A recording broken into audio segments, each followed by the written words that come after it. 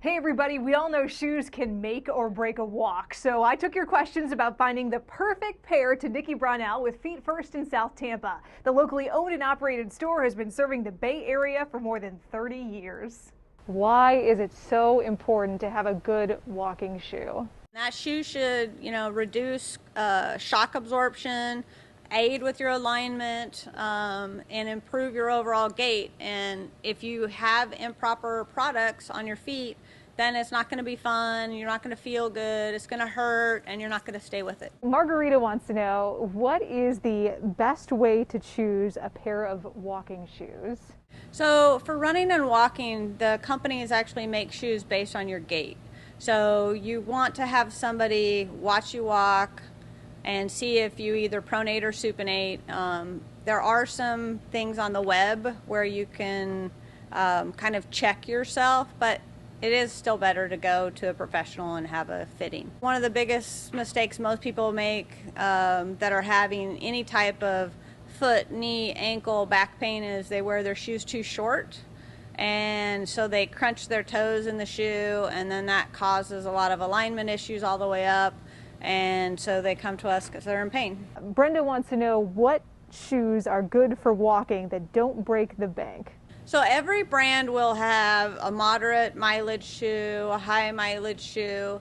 So like I said, it's about getting fit. And so when you come to a running store, they should bring several different brands of shoes in your price range, and you should be able to find one that works for you. Are there any specific brands that you typically recommend for walking?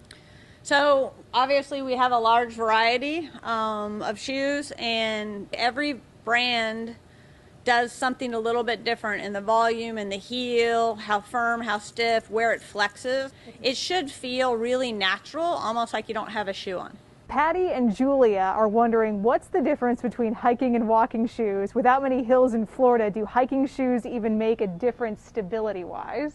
Your hiking shoes will have thicker lugs for better traction. The hiking shoe is really going to come into play when you get a little bit more aggressive terrain, those cypress stumps, maybe a lot of up and down. But as long as you're on a packed surface, and you're not being too aggressive with it, a walking or running shoe should be fine for you. Well, that kind of leads into Debbie's question. She wants to know, can you use running shoes for walking, or do they need to say walking? I see both when I'm shopping, and I'm not really sure if it matters. She's not a runner. So your running shoes will be lighter weight and more flexible and better technology. Typically your walking shoes are going to be a little on the heavier side, a little on the stiffer side. So we put most walkers in a running shoe. Julia says, I get sand in certain shoes through the fabric. What's the best for walking on natural trails besides bare feet? I mean, they do make shoes that are waterproof or Gore-Tex, and that's going to give you a little bit more protection as far as the sand seeping through the shoe.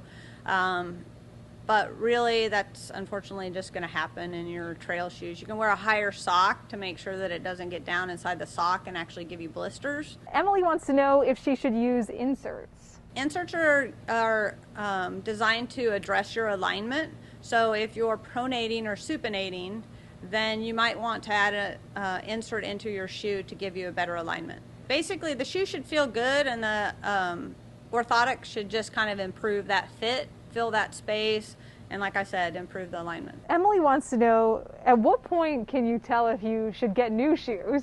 So shoes generally are going to run you about 350 to 400 miles. The materials are designed to compress and bounce back.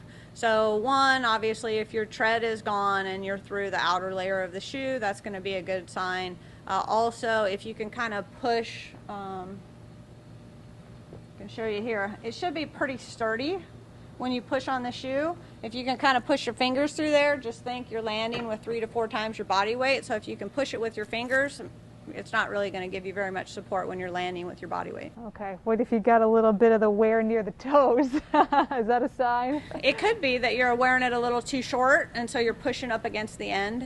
Okay. So you should have a good half a thumb in the end of your shoe. Good to know. Brenda and Danielle are wondering about the best socks to wear to keep your feet from hurting. Good socks are going to be moisture wicking, antimicrobial, and typically seamless. So they should pull the moisture away from your foot, keep a dry layer next to your skin, and that's going to prevent blisters and hot spots. Our most popular are Thorolo, Belega, and Features. They all have different weights too, and that's kind of a personal preference. You know, some people need a little bit more volume to take up a little room in the shoe. Plus, as we get older, we actually lose the fat pad on the bottom of our foot. So older people have a tendency to want a little bit more cushion just because they don't have that naturally. Other people like ultra thin. Just don't want to feel like they even have anything on. And so every brand has a variety of socks for you. Christy is wondering what she can do to prevent blisters. So same thing. So blisters typically is friction. So if you have an improperly fit shoe or the sock is bunching in the heel or the forefoot, that's going to make you prone to blisters. Those moisture wicking socks are going to stay in place and hug your foot, so that's definitely going to cut down on those blisters and hot spots. Very good, because those are not fun. Correct. Maria says, I have plantar fasciitis. What shoes will help prevent pain? So it's about getting a proper fit. So most common thing is you're wearing your shoe too short, or you're wearing a shoe that's not right for you. So like I was saying, if you pronate, your foot is actually going to roll in on the shoe, and so you want a shoe that has more support on the inside to keep you. If you supinate, you're going to roll out, and so sometimes we might need an insert to kind of pull you back in and get that alignment going. But it really is about proper fit. Get out there and keep moving, especially this time of year. We all need to, be active to reduce stress and for our overall health. So we're here to help you. Thanks to Nikki for answering all of our questions. You can read more on our website. Just look for the Good Morning Tampa Bay section. And if you have any further questions, just drop a comment below.